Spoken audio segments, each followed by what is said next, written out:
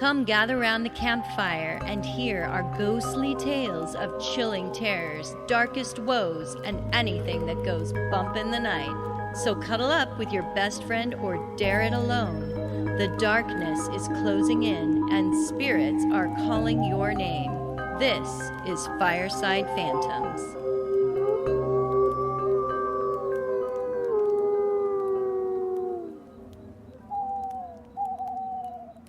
I actually, a couple weeks ago, when I was doing research for my story, I had an idea of what I wanted to do. And I started to research it.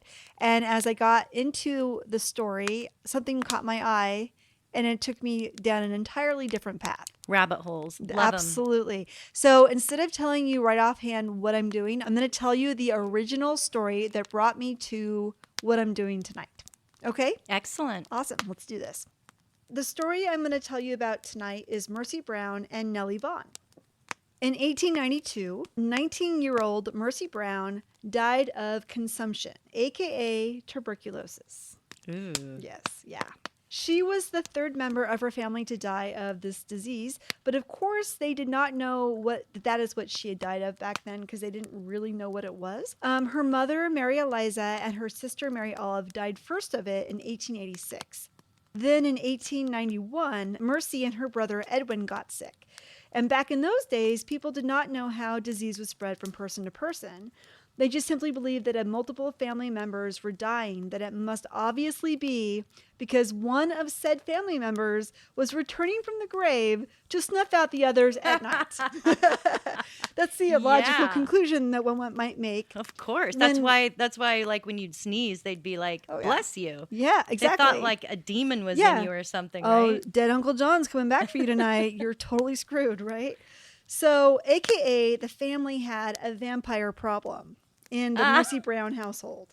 So what does one do when they have a vampire problem? They wear garlic. That's right.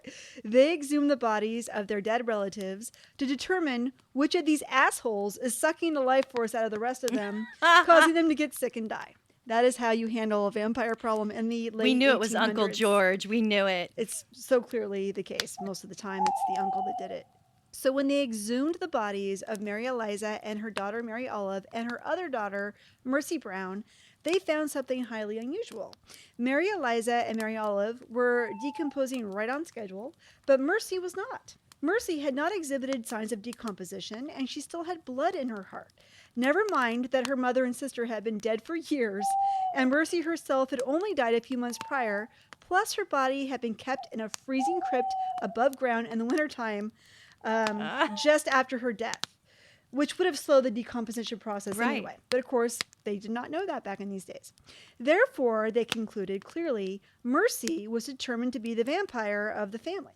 So they quickly burned Mercy's heart and liver. They threw it in a martini mixer with some water, shook it up, and handed it to her poor brother Edwin. Okay, so I'm lying. They did not have a martini shaker, but that's probably the way I pictured it happening is like, they take her ashes and they throw it together with some water. And they're, here, Edwin, drink this. This will save you. Right. Of course, because he's still alive and he's still very sick. For some reason, that remedy did not seem to help poor Edwin, and he died anyway. Yeah, I don't think drinking the guts of your deceased relative is going to help you. No, that's something that they had to learn the hard way, apparently. The remains of Mercy's body that were left were buried in a cemetery in Exeter, Rhode Island. So the reason I talk about this story is because it was super famous. At the time that it happened, it was in the middle of the big vampire scare, and people were really thinking this was a legitimate thing, and international newspapers covered this event. Like, everybody thought she legitimately was returning from the grave. And that she was a vampire. She was a vampire, regardless of the fact that she died after two of the victims of her family. Like, the whole thing is very strange, and it makes no sense whatsoever. But this is where the story of Nellie Vaughn comes into play. Nellie Vaughn was also a 19-year-old girl. She died of pneumonia, so she did not have the drama surrounding her death the way that Mercy Brown did. She also died in Rhode Island, but not in Exeter. She died in West Greenwich. Though she had nothing to do with vampires, her grave marker in her cemetery would frequently get vandalized and the headstone would get broken. Is there a reason for that? Why, you ask? Yes. Holly, I'm asking. Is there a reason for this? There's a very good reason for this. Because it is believed that people got Nellie's gravestone mixed up with Mercy's. They were both the same age and died around the same time, but there was something in particular that made Nellie's gravestone stand out, and most likely the reason people went after it. Whoa, Nellie. Exactly. That would have been really appropriate for her gravestone. Yeah. It read, Nellie Vaughn died March 31st, 1889, in the 19th year of her age. And right below that, it says, I am waiting and watching for you. Ew. Which is incredibly creepy. That is super creepy. It's like having a huge bullseye on your tombstone in the middle of a graveyard. Yeah, thanks, for Mom, people to for come putting and that attack on my you, right? Yeah, thanks, Mom, for putting that on my tombstone. Exactly. It's just the creepiest thing. And so the speculation initially was the reason her tombstone was getting so badly vandalized was because people thought she was the vampire. But in fact, I think it has something to do with the fact that her gravestone says, I am waiting and watching for you, which is creepy as fuck. It's like a threat. It's like totally to the like living. It's like a total threat, right? Yeah. So when I read that, I was like, I wonder what other creepy tombstones are out there. Exactly. Because initially I wanted to do vampires, but then I saw that and it threw a big monkey wrench into my entire plan. And I went down the creepy tombstone route. So that's what we're talking about tonight is creepy fucking tombstones. Yes. Let's do this. If you go and you start Googling creepy tombstones, there's actually quite a few. So I picked out some of the bigger ones that I found. And the first one I found, one of the first ones, was from the Training Institute of Central Ohio. They have a cemetery there, and it's also, this institution is also known as the Columbus State Hospital Asylum, and that is the cemetery for the insane asylum. There is a grave marker in this cemetery that just simply says specimens. What? Yes. And to better illustrate my point, and to those of you listening at home, this is a great time to grab your computer and Google specimens tombstone. The cemetery holds bodies of indigent patients at the Columbus State Hospital and unclaimed children who died at the nearby juvenile detention center. The institute was a maximum security facility for serious juvenile felony offenders.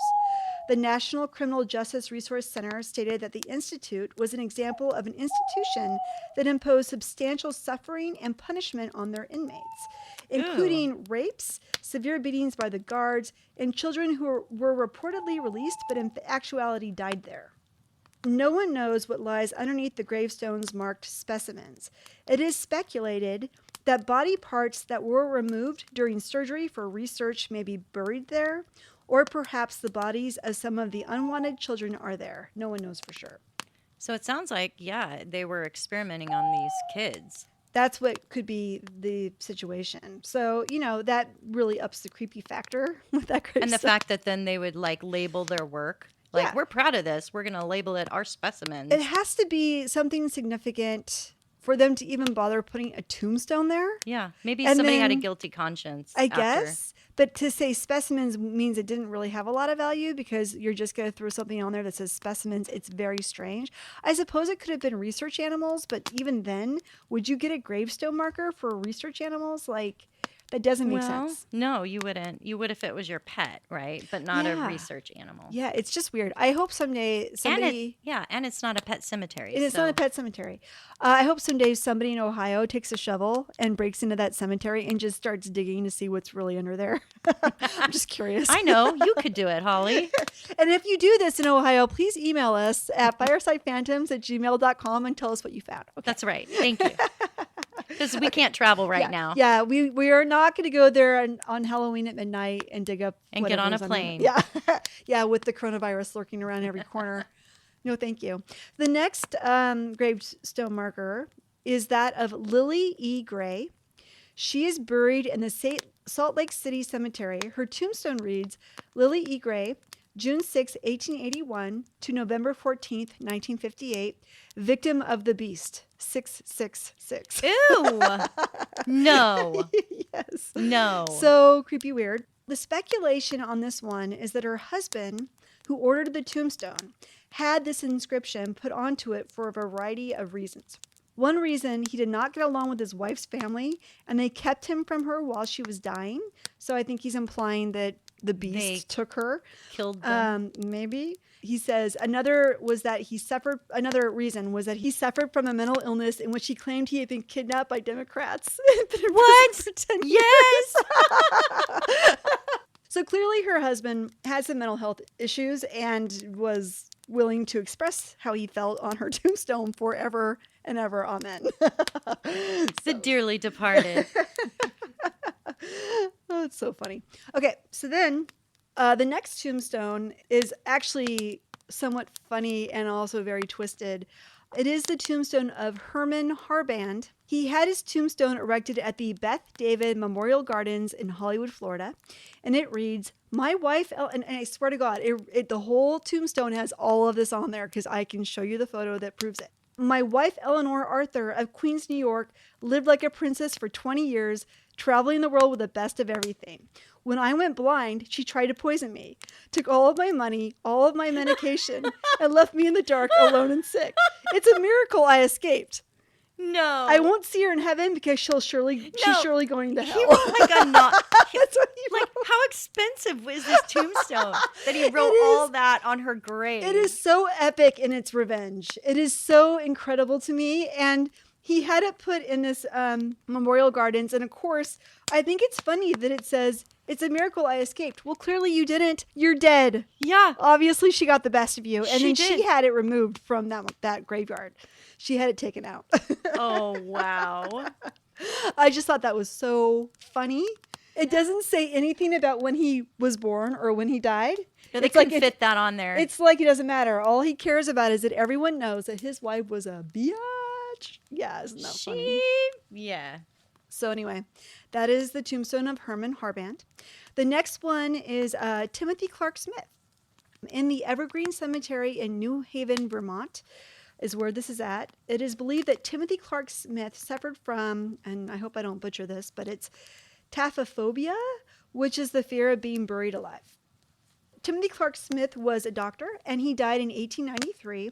So he had a 4-square-foot window built sitting 6 feet above his face at his burial site. He had a capstone next to his burial mound that was a staircase that leads out of the grave, and he also was buried with a bell and an air tube. I guess you can go and look down that little hole, but because of all the years that have gone by, it's filled with sediment and you can't really see to the bottom anymore. But how creepy is that? And so he was just so paranoid that he would be buried and be, still living. Some legitimate fear right Oh, there. yeah, because they used to do that. He took all of his money and said, let's just create this situation just in case I'm not actually dead, I'm just napping. That's why they had that tradition that you don't bury your dead until... You have the wake. Right. And You wait for days and For they lay day- there to see if they're going to wake up. Right. Right. Yeah. And then you have the people whose coffins were exhumed, and then you find out, oh, yeah, they weren't dead. Because there were scratches on the lid of the coffin. Yes. Can you imagine that? Yes. So scary. That would be terrifying. Okay, I know this is in, like, your story, but, right, like, have you heard that there's this advertisement for the crematoriums over in Wuhan? They're trying to get workers to work there who aren't afraid of ghosts and demons. When you're cremating the bodies, the air escapes or something, and so it sounds like a demon or they're screaming as they're getting cremated. And so, they had to put this out on the literature that it's actually not, that they're burning these people alive. It really is just the air escaping. And they still don't believe it because they're superstitious. And so they think it's these ghosts or demons. Just the idea of that alone would make me not be able to work there, because even though I may logically know that it's not that, Right. I'm still going to feel like that's what it is. And you I'm still gonna don't want to be hear creeped out. that. Yeah, of course not. Anyway, I'm sorry. It's No, kind of that's- morbid, but I was thinking about That's that when you pretty were creepy. saying. No, that's super creepy. No, Ugh. no. Blech. Yeah. I don't know. Ugh. The next one is Georges Rodenbach. Rodenbach was a highly celebrated Belgian poet and writer. His gravestone is in the Père Lachaise Cemetery in Paris, and it is really creepy. It's the type of tomb that if you didn't know it was there, and I'm sure plenty of people don't, and you're walking through that graveyard at night, and you came across it, you would be like, what the fuck? Because I think it's supposed to represent his spirit of strength and his legacy, but it actually just shows a creepy blue man climbing out of his own tomb. He's literally pushing off the tomb. Is that supposed to be lid. him? Yes. He's literally pushing off the tomb lid, and he's crawling the fuck out of his eternal resting place. Look at that. What? Why on God's green earth would you want that to be your memorial? Like, that is just weird as fuck. You know, actually looking at it, you can't tell whether or not he's coming out or getting in. Kind of looks like he's getting in bed. Like, He might be like, you know what? He looks like he's a zombie who's getting out to suck your blood or whatever zombies do. To eat your brains, I guess. And he must have been embalmed because that's why he's blue now.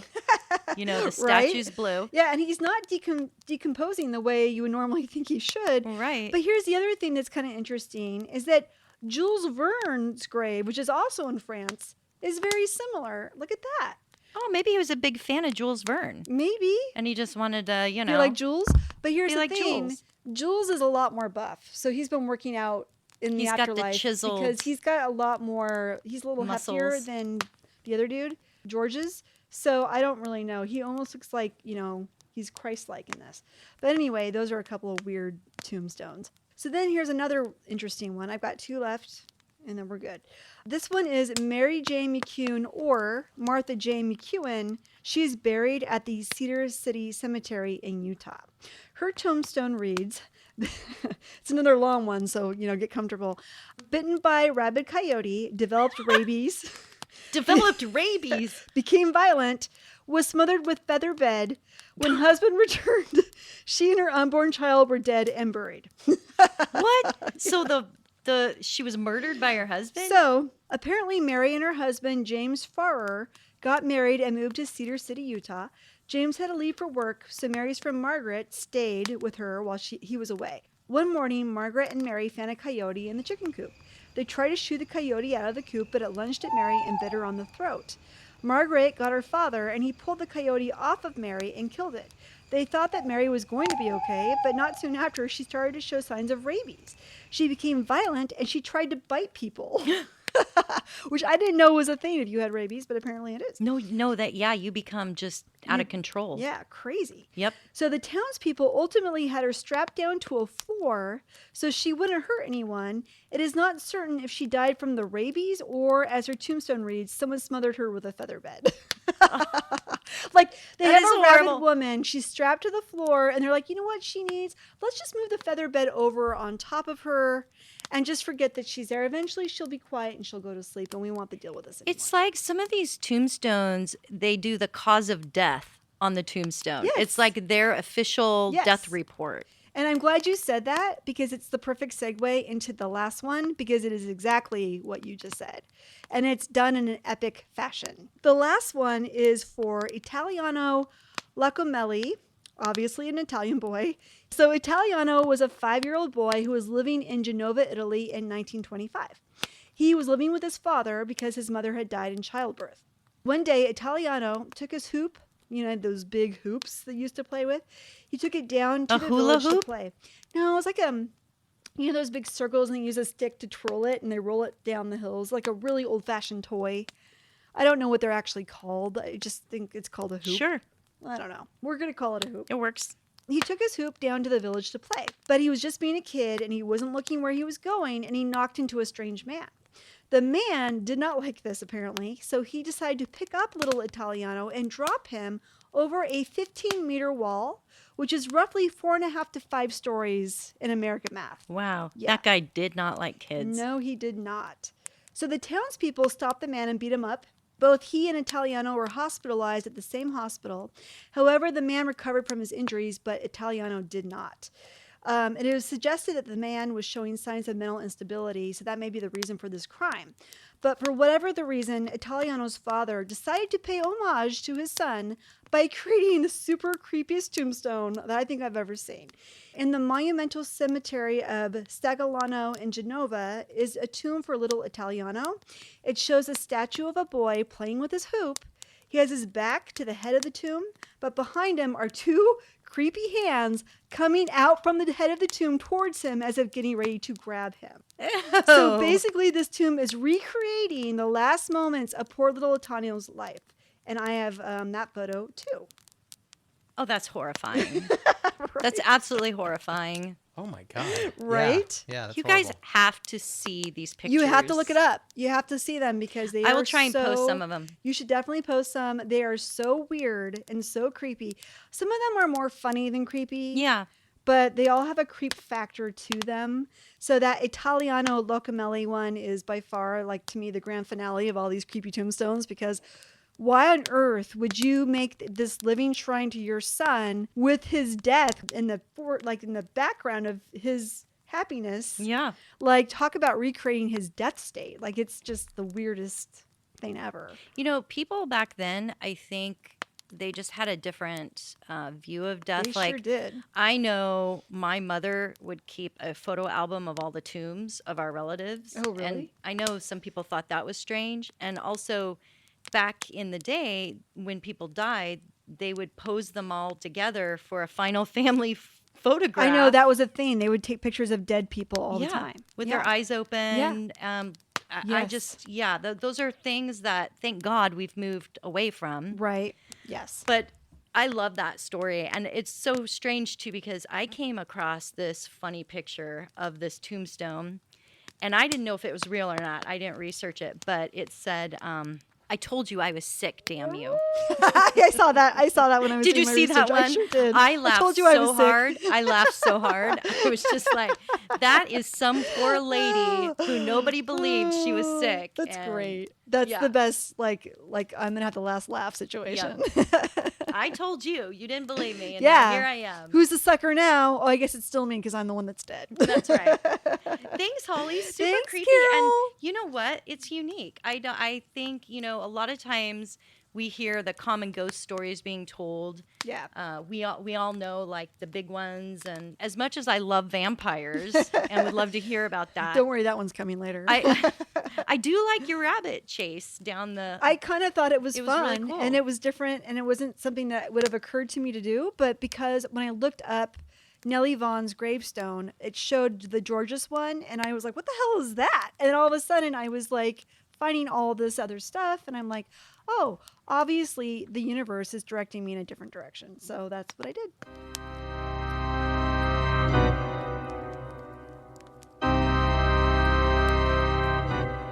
What do you have for us tonight? Well, it is time we talk about the big elephant in the room. Okay. And it's mainly associated with the Pacific Northwest, and particularly Oregon. Do you know what I'm talking about? Stumptown Coffee. No. Pal's Books. Okay, never mind. Bigfoot. Bigfoot? Yeah. I had drinks with him last night. Oh, He's a awesome. great guy. Yeah. Yeah, was he hairy and Yes, just... he was. And tall and strong. I know Yeah. you love the stinky type, sure do, so yeah. I'm sure it was a great date. He's a lot more handsome than people think he is. I mean, up close. Well, some of our listeners might be puzzled why I consider Bigfoot even a phantom. But there are arguments out there, Holly, supporting this legendary creature as having supernatural powers. Oh, yeah, he does. Or attributes, He's great which in bed. I'm going to discuss in today's episode. Okay. So Bigfoot is also known out here as Sasquatch. So, those two are kind of interchangeable. And the historical record of Bigfoot in Oregon begins in 1904 with sightings of a hairy wild man, which could have been your date. No, I'm kidding. They're all over the place here. Yeah, they are. By settlers in the Sixes River area in the Coast Range. And similar accounts by miners and hunters followed in later decades. Back in 1924, an incident took place in a narrow gorge on the east side of Mount St. Helens. Several gold prospectors told newspaper reporters about how they came across a group of 7-foot or 8-foot tall hairy men that tossed boulders at them. Oh. Yeah, and the gorge is now called Ape Canyon. The local Native Americans used this public event when it came out and was reported to announce their own knowledge of the Sasquatch. So there's always this familiar question asked, if Bigfoot is real, then why haven't we found any, right? Everybody's asking that question. Yeah. Well, some Bigfoot enthusiasts say that scientists are still discovering many new species, and they give an example of like these small hobbit-like creatures found on the island of Flores just only like 20 years ago. So they're finding new species all the time. Where's the island of Flores? I knew you were going to ask that. It's south of Atlantis. Some people think Bigfoot or the Sasquatch are actually paranormal interdimensional creatures, and they point to the coincidence of UFO sightings in the same area and time frame as Bigfoot reports. There's also orbs in pictures of those grainy, fuzzy, shots that people take. A lot of people are wondering maybe they're connected. There have also been, though, physical evidence that point to it being an actual biological creature. They've collected many castings of footprints, some up to 24 inches in length, so really huge. Isn't there scat? Don't they find big fat scat out there in the world, in the woods? And there's hair samples, which closely resemble ape hair. And many audio samples of weird vocalizations from an unknown creature that hasn't yet been identified. God dang it. I knew I shouldn't do my vocal exercises out in the woods for choir. I knew that would come back to haunt me. Carol's out in the woods. I think they will figure it out. It's me eventually. But one of the most compelling pieces of vocal evidence is from a recording that's now called the Sierra Sounds. And you can actually see them on, or listen to it online. Of course, there's also many, many thousands of eyewitness reports. As a matter of fact, Holly. Yes, Carol? I think I've had my own sighting of Bigfoot. Really? Yeah. When? Where? So, How? okay. So this happened, I think it was back in June of 2008. Okay. My husband and I, we were driving our daughter on the way to, she had ski camp at Mount Hood one summer. And in Oregon, on Mount Hood, they have snow year-round. So you can ski literally round all months of the year. So anyway, we got stuck in traffic jam about a half hour from the ski school. And I was just zoning out the window into the woods when all of a sudden I saw this huge hairy thing. It was running so fast that my brain couldn't comprehend what I was seeing. It was literally just like how they say, is it a bird? Is it a plane? But in like 10 seconds, my mind had switched from, okay, wait, that's a horse. No, it's on two legs. A very large, tall man. No, wait, super hairy with no, it's a bear. Nope, no way, way. Too fast, too tall. Holy shit, it's Bigfoot. And then like that, it was gone. Did he have a t-shirt on? Did he have a beer in his hand? No, but I tried to alert everyone in the car, but by the time they looked, of course, it had vanished completely out of sight. Yeah. So the whole thing literally was over in like 10 seconds. Right. And the thing is, Holly, I was so astonished by how something that huge could navigate the thick woods running that fast. I mean, there were dense trees everywhere, and it was just a blur as it ran. I've heard a theory that Bigfoot, the reason they can never actually definitively catch Bigfoot is that he has the ability to find wormholes that transport him to different dimensions.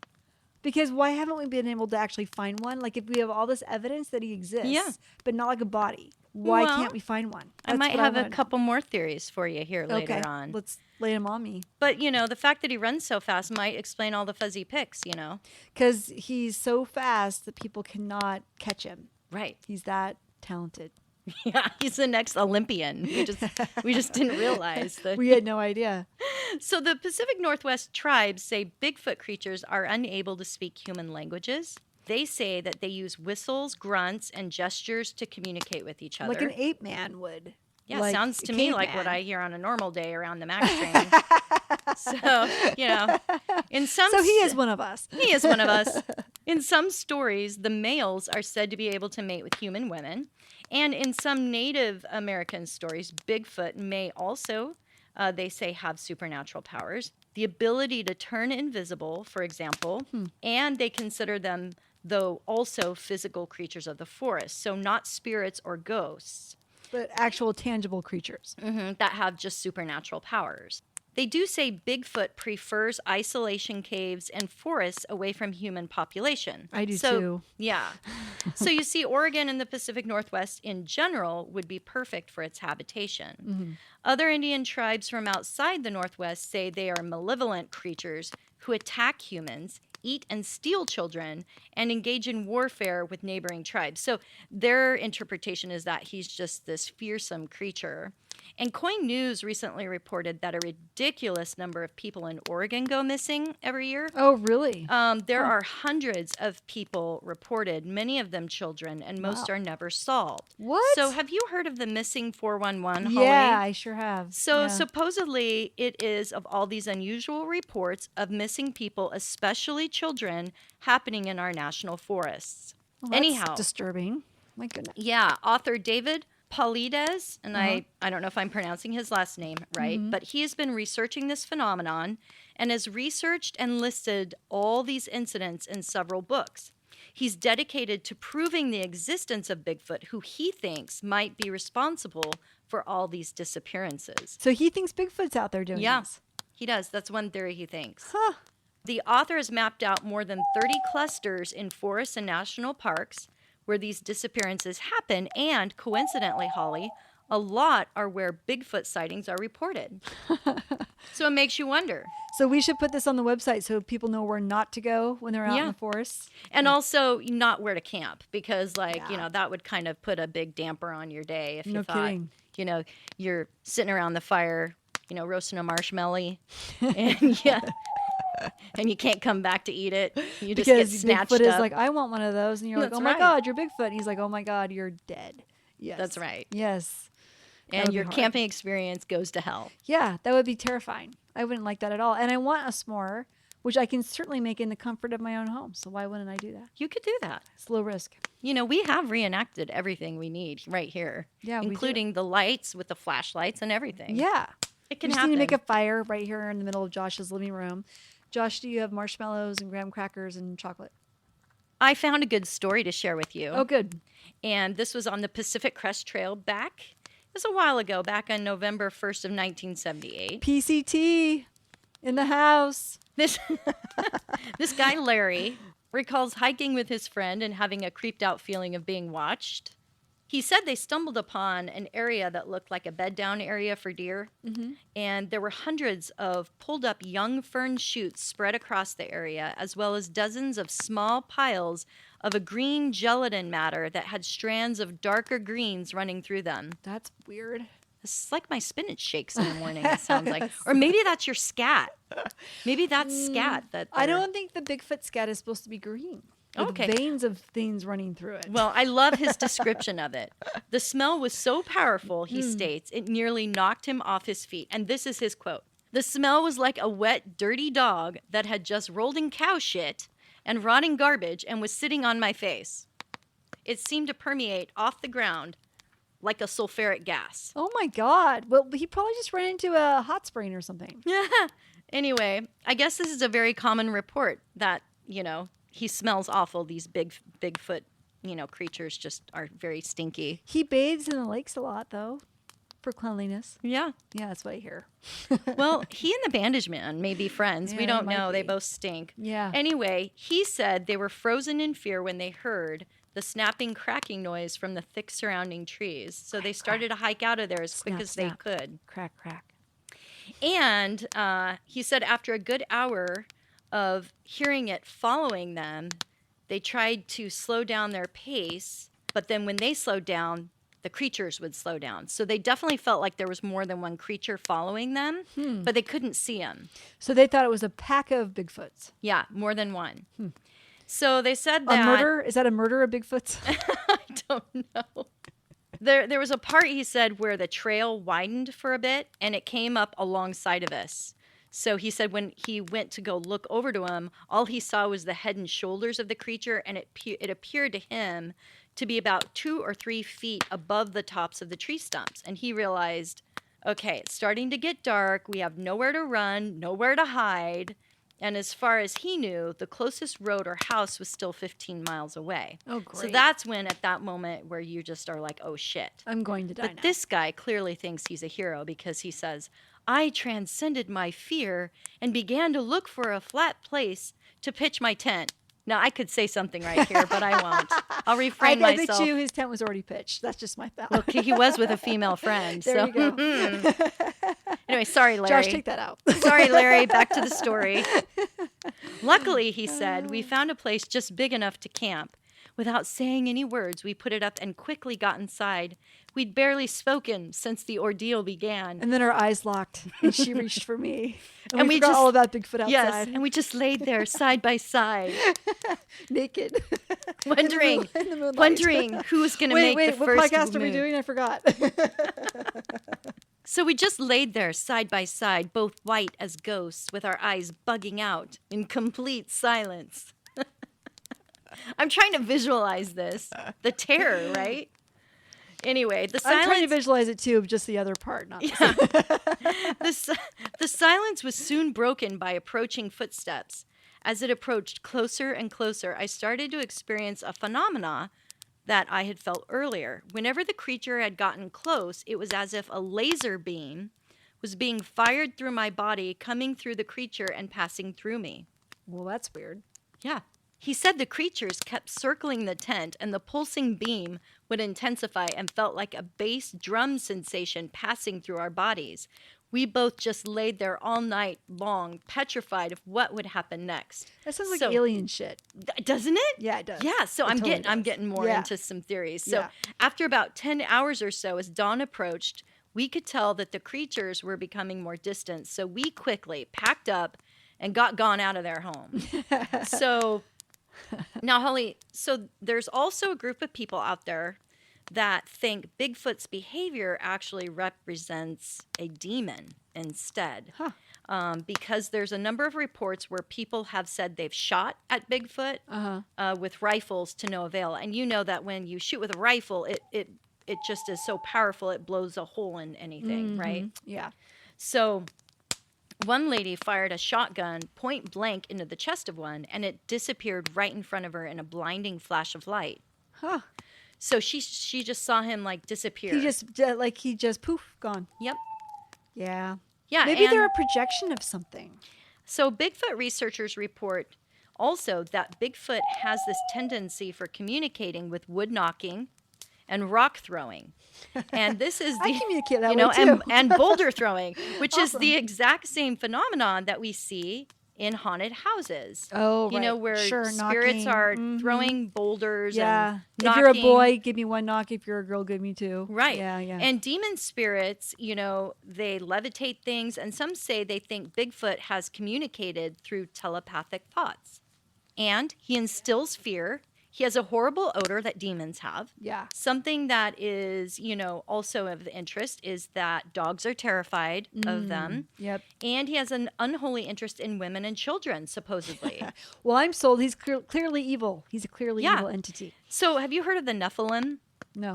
So there's a story in the Bible, Genesis, and it's reported the Nephilim are fallen angels who mated with human women, and they created a race that has supernatural powers. And they're described in some of these writings as being extremely tall, unnaturally strong, but also very evil and perverted. So they said that they were warlike and uncontrollable, and they lived in the wild.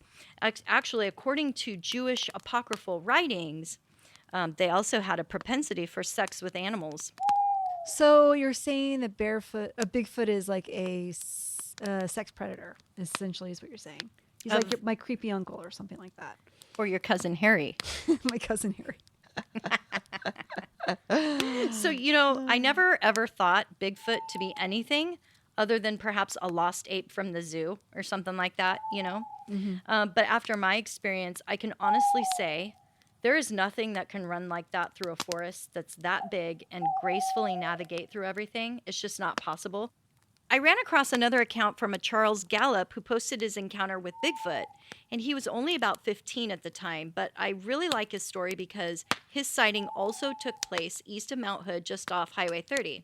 Cool. And he said that he witnessed the speed and graceful running of what he thinks now to be Bigfoot, and he just said, you know, it was not humanly possible to him. Wow. Just like you. Yep, just like me. I'd like to meet him, actually. Yeah. Hey, Charles, if you're out there. Send us an email at firesidephantoms@gmail.com. Yeah. We want to hear about your experience. Or Carol's home address is... So I feel safe. Oh, no. So I feel sane. I already Sane feel or safe. safe. I already feel safe. I just want to feel sane. Also, there's a great book I came across. Well, I'm going to say awesome.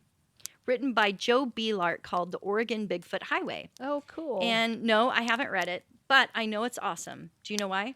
Why? Because listen to these chapter headings. Yes. The Great Rooster Experiment. The Mother of All Turds. See, scat. Yep.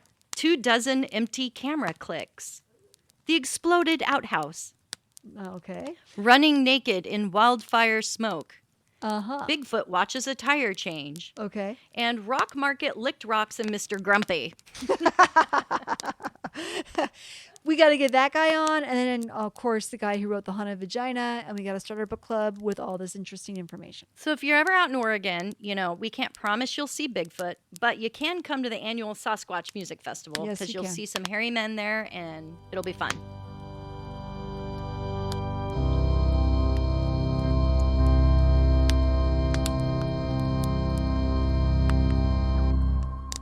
So I had an interesting experience where it's funny because this friend of mine came up to me and she's like, I've got something for your witching hour. Oh, yeah? And I was like, great, tell me all about it. And she Yeah. goes, well, I want to hex you and Holly. And I'm like, what?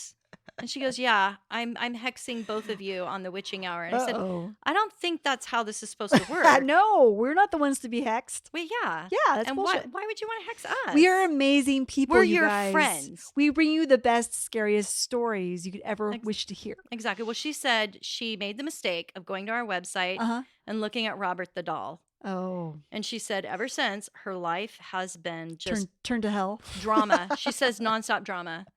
Nothing's gone right, and she blames us. She Well, she should blames blame you. she should blame Robert the I doll. told you not to post that You know picture. what? I posted it, and my life has been great.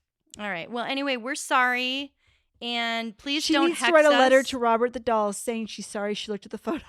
And so I'm rethinking this whole thing. I just think, Yeah, if we're no. gonna get hexed, no.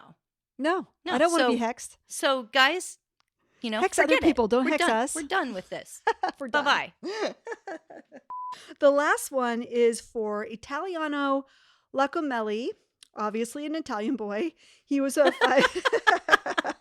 maybe the first name gave it away. I don't know. He suffered from a mental illness in which he claimed he had been. I'm sorry, Carol. This is going to make you laugh. He said the creatures kept circling the tent and the pulsing beam would intensify and it felt like a brass, or not a brass bell, but a bass drum. Yeah, I read that completely wrong. Let's go with it. Let's go with it. It's fine. Sometimes I put my own interpretation on things and I don't know where brass bell came in. East of Mount Hood, just off Highway 30th. Huh. And he said when he was young, he was just sitting on a log. I think you said Highway 30th. Yeah, Oh. you did. Yeah. But yeah, you did. It'll be hard to cut off. The 30th of Highway, I think is what you should say. Oh, really? I'm just kidding. What should I say? Just Highway Just 30. 30. You put a TH at the end. Like it was having its Like a- Well, birthday. it's written, Yeah. it's written with a TH. As the flames die down, do remain undaunted. Though all hitchhikers are ghosts, And all dolls are definitely haunted.